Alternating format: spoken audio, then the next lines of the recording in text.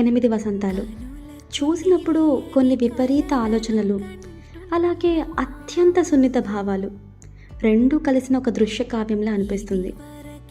Cinema అంతా ఒక కవితలా అనిపిస్తుంది, ఒక్కోసారి పోరాట గీతంలా కూడా అనిపిస్తుంది.